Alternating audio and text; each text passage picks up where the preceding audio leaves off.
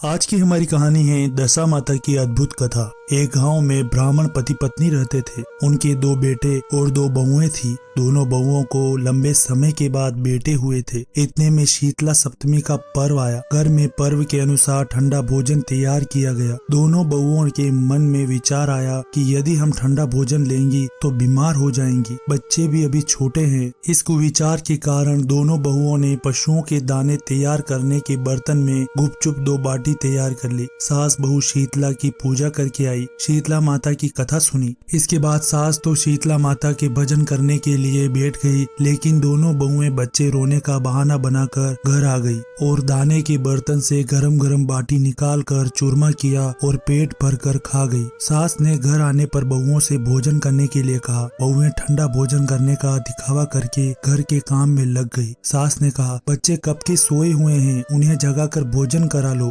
बहुएं जैसे ही अपने अपने बेटों को जगाने गई तो उन्होंने उन्हें मरा हुआ पाया। ऐसा बहुओं की करतूतों के फलस्वरूप शीतला माता के प्रकोप से हुआ था। जब सास ने ये घटना जानी तो वो बहुओं को खरी खोटी सुनाने लगी। सास बोली, तुम दोनों ने शीतला माता की अवहेलना की है, इसी कारण ऐसा हुआ है। अब मेरे घर से निकल जाओ और बेटों को जिंदा और स्वस्थ लेकर ही घर में पैर रखना। अपने मरे हुए बेटों को टोकरे में सुलाकर दोनों बहुएं घर से निकल पड़ी। जाते जाते रास्ते में एक वृक्ष आया। यह खेजड़ी का वृक्ष था। इसके नीचे ओरी और शीतला दोनों बहनें बैठी थी। दोनों के बालों में कई जुएं थी। बहुओं ने थकान का अनुभव भी किया था। दोनों बहुएं ओरी और शीतला के पास आकर बैठ गई। उन दोनों ने शीतला और ओरी के बालों से खूब सारी जू निकाली। जुओं के निकल जाने से ओरी और शीतला ने अपने सिर में शीतलता का अनुभव किया और कहा, तुम दोनों ने हमारे सिर को शीतल ठंडा किया है, वैसे ही तुम्हें पेट की भी शांति मिलेगी। दोनों बहुएं एक साथ बोली कि पेट का दिया हुआ ही लेकर हम मारी मारी भटक रही हैं, परंतु शीतला माता के दर्शन नहीं हुए हैं। शीतला माता ने कहा कि तुम दोनों पापिनी हो, दुष्ट हो, दुराचारिणी हो। तुम्हारा तो मुंह देखने भी योग्य नहीं है। शीतला सप्तमी के दिन ठंडा भोजन करने के बजाय तुम दोनों ने गर्म भोजन कर लिया था। यह सुनते ही बहुओं ने शीतला माता को पहचान लिया। देवरानी जेठानी दोनों ने माताओं का नमन किया और गिड़गिड़ाते हुए कहा कि हम तो भोली भाली हैं, अनजाने में गरम खा लिया था। आपके प्रभाव को हम जानती नहीं थी। आप हम दोनों को क्षमा करें। पुनः ऐसा दुष्कृत्य हम कभी नहीं करेंगी। उनके पश्चाताप भरे वचनों को सुनकर दोनों माताएं प्रसन्न हुई और शीतला माता ने मृतक बालकों को जीवित कर दिया। अब बहुएं बच्चों को साथ लेकर आनंद से पुनः गांव लौट आई।